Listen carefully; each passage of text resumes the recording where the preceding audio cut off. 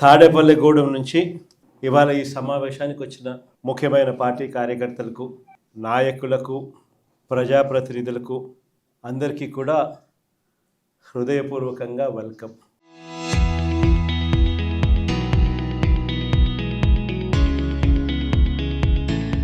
రఘుని మీ అందరినీ కూడా పరిచయం చేస్తూ ఈ నియోజకవర్గ ఇన్ఛార్జ్ బాధ్యతలు అప్పచెప్పడం జరిగింది.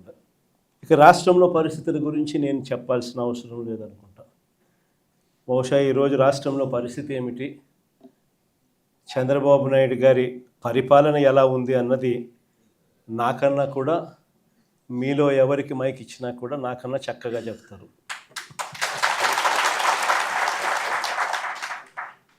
చంద్రబాబు నాయుడు గారు ఎన్నికలప్పుడు తాను ఏం చెప్పాడు, ఎన్నికలు అయిపోయి ఇవాళ 2 సంవత్సరాలు అయిపోయింది.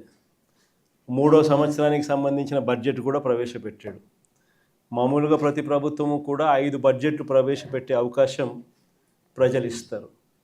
అలాంటిది చంద్రబాబు నాయుడు గారికి 3 బడ్జెట్లు ఇప్పటికే ప్రవేశపెట్టాడు. అంటే ఇక మిగిలి ఉన్నది కేవలం 2 బడ్జెట్లు. ఈ 3 బడ్జెట్లు తాను ప్రవేశపెట్టిన పరిస్థితుల మధ్య చంద్రబాబు నాయుడు గారి ఈ 2 సంవత్సరాల పరిపాలన కూడా ఒకసారి పూర్తి చేసిన పరిస్థితుల మధ్య, 3వ బడ్జెట్లో కూడా అదే రకమైన మోసాలు చేస్తూ ఉన్న పరిస్థితుల మధ్య ఒక్కసారి రాష్ట్రాన్ని గమనిస్తే, చంద్రబాబు నాయుడు గారి పరిపాలన గమనిస్తే ఈరోజు మనకు కనిపించేటివి ఏమిటి అని అంటే, సూపర్ 6లు అన్నాడు, సూపర్ 7లు అన్నాడు. ఎన్నికలకు ముందు ఇంటింటికి వెళ్ళి ప్రతి ఇంటికి బాండ్లు ఇచ్చినాడు. ఆ బాండ్ల మీద పవన్ కళ్యాణ్ గారి సంతకము, ఈయన సంతకము, ఇద్దరు సంతకాలు పెట్టిన బాండ్లు ఇచ్చినారు. త్రికరణ శుద్ధితో మేమిద్దరం కలిసి ప్రమాణం చేస్తూ ఉన్నాము, జూన్ 2024 నుంచి మీ ప్రతి ఇంటికి ఇవన్నీ వస్తాయి అని చెప్పి ఏకంగా బాండ్లు ఇచ్చినాడు.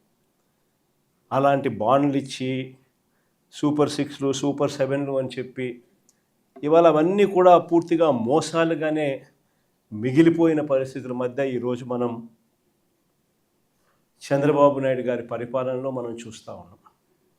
మేనిఫెస్టో అన్నది మన హయాంలో, మేనిఫెస్టో అన్నది ఒక భగవద్గీత కిందనో, ఒక బైబిల్ కిందనో, ఒక ఖురాన్ కిందనో భావిస్తూ 99% హామీలు నెరవేర్చినాము అని చెప్పి ప్రజల దగ్గరికి గర్వంగా తలెత్తుకొని చెప్పిన పరిస్థితి మన పార్టీ, మన హయాంలో జరిగితే, ఈరోజు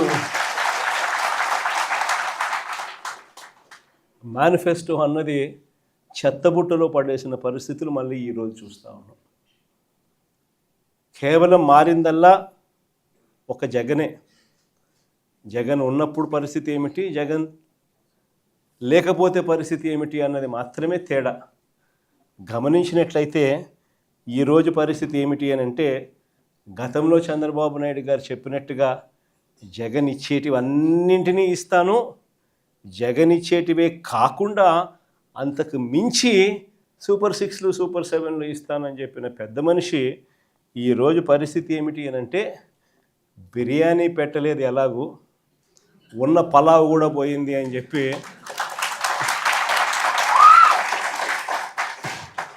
ఈరోజు ప్రతి ఇంట్లో కూడా చర్చ ఇదే మాదిరిగానే జరుగుతూ ఉంది. ఒకవైపునేమో సూపర్ 6లు, సూపర్ 7లు మోసాలుగానే మిగిలిపోయిన పరిస్థితులు, మరోవైపున మన పథకాలన్నీ కూడా రద్దయిపోయి ఈరోజు పూర్తిగా చిన్నాభిన్నమైపోయిన పరిస్థితుల మధ్య గ్రామీణ ఆర్థిక వ్యవస్థ ఈరోజు కనిపిస్తూ ఉంది. విద్య, వైద్యం, వ్యవసాయం, సుపరిపాలన, లా అండ్ ఆర్డర్, సంక్షేమం, అభివృద్ధి, ఇవన్నీ కూడా ఈరోజు తిరోగమనంలోనే కనిపిస్తూ ఉన్నాయి. ఎక్కడా కూడా ఫలాని మంచి చేశాము అని చెప్పే పరిస్థితి పోయి ఈరోజు ఎక్కడ చూసినా కూడా తిరోగమనమే కనిపిస్తుంది.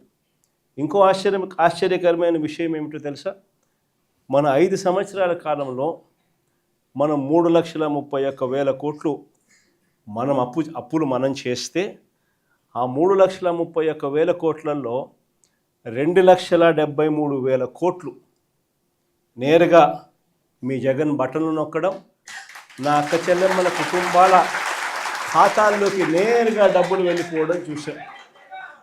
ఆ 2,73,000 కోట్లు ఎవరి అకౌంట్లలోకి పోయాయి, వారి ఆధార్ నెంబర్లు ఏమిటి అని కూడా మనం ఇవ్వగలుగుతాం. అంతగా మనం 3,31,000 కోట్లు అప్పు చేస్తే 2,73,000 కోట్లకు ఈ మాదిరిగా మనం జమా ఖర్చు కూడా ఇవ్వగలుగుతాం ఆధార్ నెంబర్లతో సహా. కానీ ఇదే చంద్రబాబు నాయుడు గారు ఈ 2 సంవత్సరాలు తిరక్క మునిపే మనం 5 ఏళ్లలో 3,31,000 కోట్లు అప్పు చేస్తే ఈయన 2 సంవత్సరాలు తిరక్క తలికే 3,52,000 కోట్లు తాను చేసిన గ్రాస్ అప్పులు, తాను చేసిన కమిటెడ్ అప్పులు ఏకంగా 3,52,000 కోట్లు దాటాయి. మరి ఈ 3,52,000 కోట్లు ఏమైనాయి? ప్రజలకు ఎందుకు బటన్లు లేవు? ప్రజల ఖాతాల్లోకి ఎందుకు రావడం లేదు? ఈ డబ్బంతా ఎక్కడికి పోతా ఉంది? ఎవరి జోబీల్లోకి డబ్బంతా పోతా ఉంది అన్నది ఈరోజు ప్రతి ఇంట్లో కూడా చర్చనీయాంశమే. ఆశ్చర్యం కలిగించే విషయాలు ఇవన్నీ. మన హయాంలో మనం ఎలా చేయగలిగాము? జగన్ హయాంలో జగన్ ఎలా చేయగలిగాడు? జగన్ వెళ్ళిన తర్వాత చంద్రబాబు నాయుడు ఎందుకు చేయలేకపోతా ఉన్నాడు అన్నది ఈరోజు ప్రతి ఇంట్లో కూడా చర్చ జరుగుతూ ఉంది. ఎందుకో తెలుసా? జగన్ చేయగలిగాడు, చంద్రబాబు నాయుడు ఎందుకు చేయలేకపోతా ఉన్నాడు? కారణం ఒకటే, రాష్ట్రానికి రావాల్సిన ఆదాయాలు జగన్ హయాంలో పుష్కలంగా రాష్ట్రానికి సంబంధించిన ఆదాయాలు రాష్ట్రానికి వచ్చేటివి. ఈరోజు చంద్రబాబు నాయుడు గారి హయాంలో ఎక్కడ చూసినా కానీ దోచుకో, పంచుకో, తినుకో.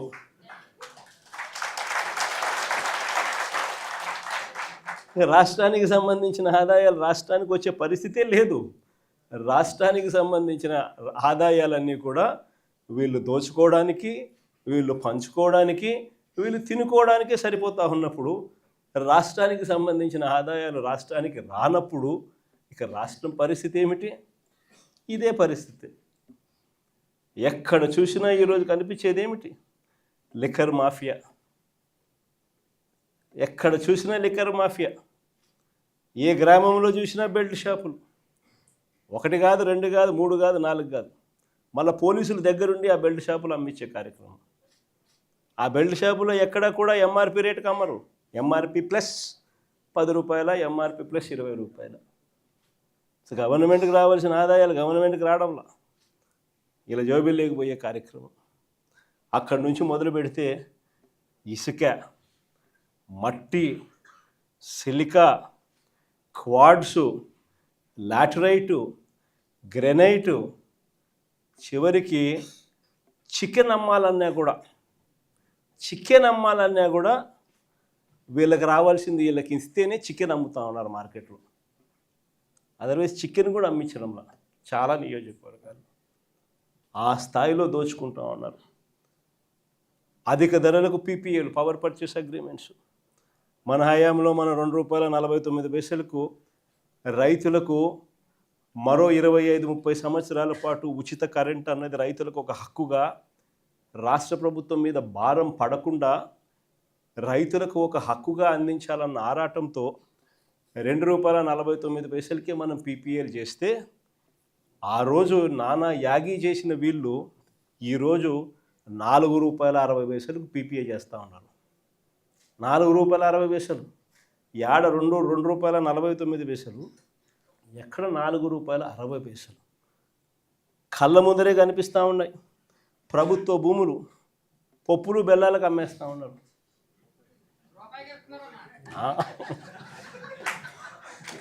కొన్ని రూపాయికి షాపుకు పోతే చాక్లెట్ వస్తుందో లేదో నాకైతే తెలియదు, కానీ ఆంధ్ర రాష్ట్రంలో మాత్రం రూపాయికి భూములు, కోట్ల విలువ చేసే భూములు మాత్రం వస్తూ ఉన్నాయి. కళ్ళ ఎదిటే రిషికొండకు ఆపోజిట్ 50 ఎకరాల భూమి, ప్రభుత్వ భూమి, తన సొంత బంధువుకు, విశాఖపట్నం ఎంపీకి 5,000 కోట్ల విలువ చేసే భూమిని శనిక్కాయలకు బెల్లాలకి, అసలు అది కూడా ఊరికనే రెగ్యులరైజేషన్. ఆశ్చర్యం నాకైతే. అంత దారుణంగా రాష్ట్రానికి సంబంధించిన భూములు కాజేస్తూ ఉన్నారు. ఇక అమరావతి గురించి నేను చెప్పాల్సిన పనుల, అమరావతిలో ఏం జరుగుతూ ఉంది అన్నది, ఎంతటి దారుణమైన స్కాములు జరుగుతూ ఉన్నాయన్నది మనలో అందరికీ కూడా ఇప్పటికీ అర్థమైంది. స్క్వేర్ ఫీటు కట్టడానికి 5 స్టార్ ఫెసిలిటీస్తో హైదరాబాద్లో కానీ, చెన్నైలో కానీ, బెంగళూరులో కానీ ఎక్కడైనా కూడా కట్టడానికి అయ్యే ఖర్చు 4,500 దాటదు. ఇది 5 స్టార్ లాబీసు, ఇటాలియన్ మార్బులు ఈ స్థాయిలో కట్టే కార్యక్రమాలు చేసినా కూడా అమరావతిలో మాత్రం 12,000, 14,000 అడుగు ఖర్చు. రోడ్లు వేస్తూ ఉన్నారు, 6 లేన్ రోడ్లు.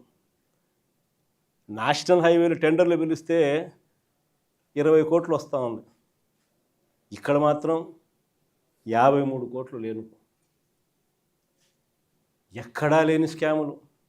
ఎవరు ఈ స్కాముల్లో భాగస్తులు అని అంటే సాక్షాత్తు రాము, ఈనాడు వియంకుడు, బిఎస్ఆర్, బలుసు శ్రీనివాసరావు, చంద్రబాబు నాయుడు బినామీ, అంతా వీళ్ళే.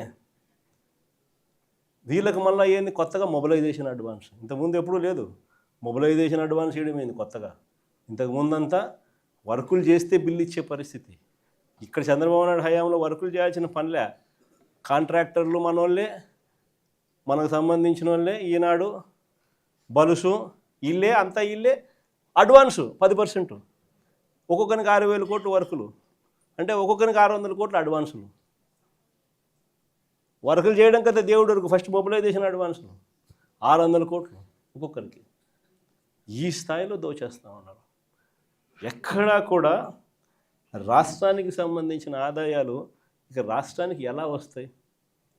రాష్ట్రానికి సంబంధించిన ఆదాయాలు ఇలా కొల్లగొడుతూ ఉంటే ఇక రాష్ట్రంలో ప్రజలు, పేదలు, మధ్యతరగతి వర్గాలు వీళ్ళ పరిస్థితి ఏమిటి? ఈరోజు ఆశ్చర్యకరమైన విషయం ఏంటంటే ఏ రైతుకు కూడా ఈరోజు గిట్టుబాటు ధర రావడం లేదు. ఉల్లి పంట చూసుకో, శనగ పంట చూసుకో, ఏ పంట అయినా చూసుకో, దళారీల వ్యవస్థ. ఏ రైతుకు కూడా గిట్టుబాటు ధర రావడం. అదే మన హయాంలో ఆర్బీకే పెట్టి, ఈ క్రాప్ పెట్టి, అందులో continuous monitoring of agricultural prices and procurement అని సీఎం మ్యాప్ అని పెట్టి ప్రతి ఆర్బీకే పరిధిలో ఒక పోస్టర్ కనిపించేది. ఇదిగో ఈ పంటలకు ఇవి గిట్టుబాటు ధరలు అని. అంతకన్నా తక్కువ రేట్లు ఎక్కడైనా కానీ ఉంటే వెంటనే ప్రభుత్వం ఇంటర్వ్యూన్ అయ్యేది.